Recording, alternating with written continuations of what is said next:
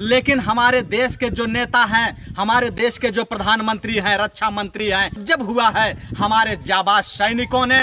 जो है वह कि पानी पानी हो चुका था, इतना वो थर थर कांपने लगा था कि जब जब देश पर हमला हुआ है, जब जब हमारे सैनिकों पर हमला हुआ है, जो लोग कहते थे कि ये 56 इंच के सीना वाले हैं, मैं ये कहता हूं कि अगर ये 56 इंच वाले थे, हमारे देश के अंदर हमारे जो देश के सैनिक हैं,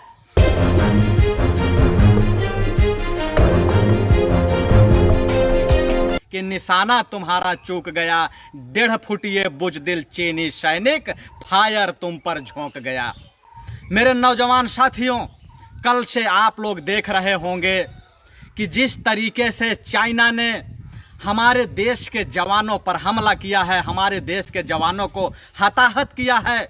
लेकिन हमारे देश के जो नेता हैं, हमारे देश के जो प्रधानमंत्री हैं, रक्षा मंत्री हैं, गृह मंत्री हैं, उन्होंने इसका जो है निंदा नहीं किया, इसका भर्त्सना नहीं किया। और जबकि हमेशा आप लोगों ने देखा होगा कि जब जब देश पर हमला हुआ है, जब जब हमारे सैनिकों पर हमला हुआ है, जब जब आतंकी घटनाएं हुई हैं, तब तक इन लोगों के पास केवल करारा जवाब दिया जाएगा, कड़ी निंदा की जाती है, कठोर कार्रवाई की जाती है, इसके अलावा कुछ नहीं किया जाता है। लेकिन आज जिस तरीके से चाइना ने हमारे देश के जाबाज सिपाहियों पर हमला करके उनको मौत के घाट उतारा है, यह बेहद ही निंदनीय है, बेहद ही दुखद है। लेकिन हमारे देश के जो प्रधानमंत्री हैं, गृह मंत्री हैं, पता नहीं कि कितने बुजदिल हैं, जो लोग कहते थे कि ये 56 इंच के सीना वाले हैं। मैं ये कहता हूं कि अगर ये 56 इंच वाले थे तो चीन को करारा जवाब देना चाहिए, कठोर कार्रवाई होना चाहिए, क्योंकि हमारे देश के प्रधानमंत्री को, हमारे देश के गृह मंत्री को सन 18 नवंबर 1962 को याद करना चाहिए।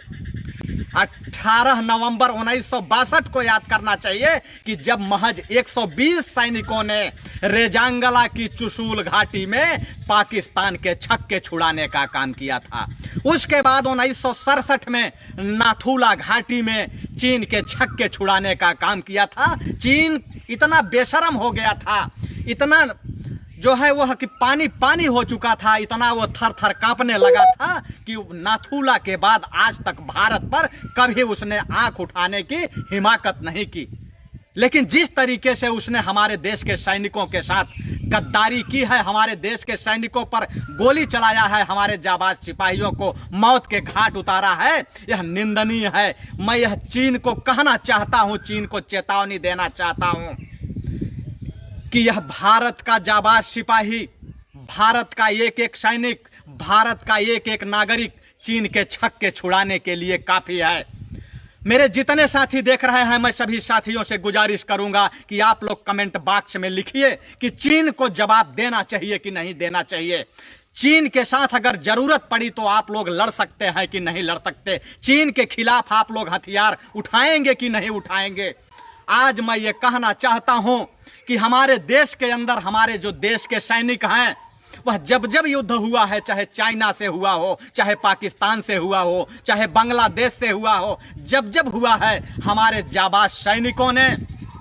एक नया इतिहास लिखा है और उस युद्ध को जंगे मैदान में जीतने का काम किया है। हमारे जाबाज सैनिकों ने सीने पर गोली खाया है, वह पीठ पे गोली खाने का काम नहीं किया है। और पीठ पे अगर गोली खाए हैं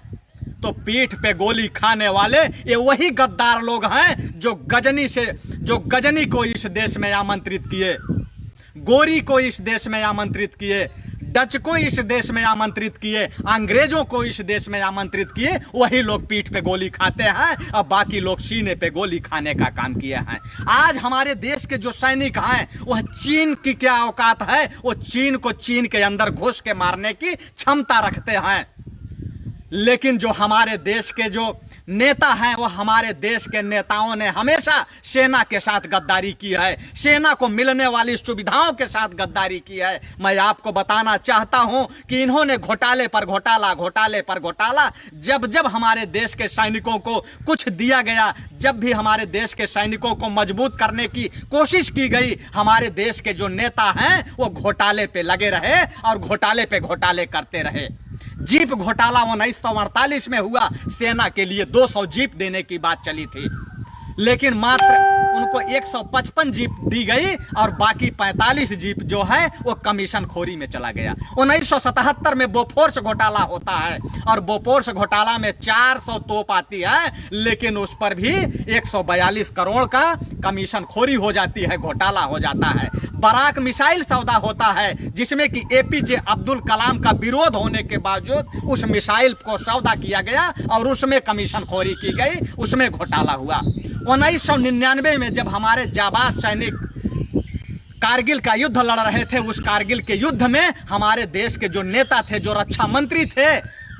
वह जो है उनकी कफन चोरी करने में लगे थे, वो ताबूत घोटाला कर रहे थे, ताबूत घोटाला कर रहे थे। और उसके बाद 99 में तहल का घोटाला होता है, जो कि बहुत बड़ा घोटाला होता है और उसमें भाजपा के जो राष्ट्रीय अध्यक्ष बंगारू लक्ष्मण का नाम आता है और बंगारू लक्ष्मण भी फंसते हैं। उसके बाद राफेल घोटाला का आपने नाम सुना होगा। इतना बड़ा घोटाला हुआ है राफेल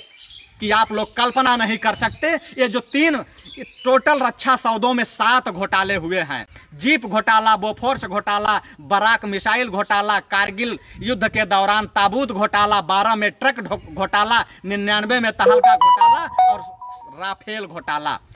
लेकिन इन 7 घोटालों में, ये जो 7 बड़े घोटाले हुए हैं, इन 7 बड़े घोटालों में 4 घोटाला कांग्रेसियों ने किया था 65 साल में, लेकिन 3 घोटाला भाजपाइयों ने कर दिया मात्र तीन बार में।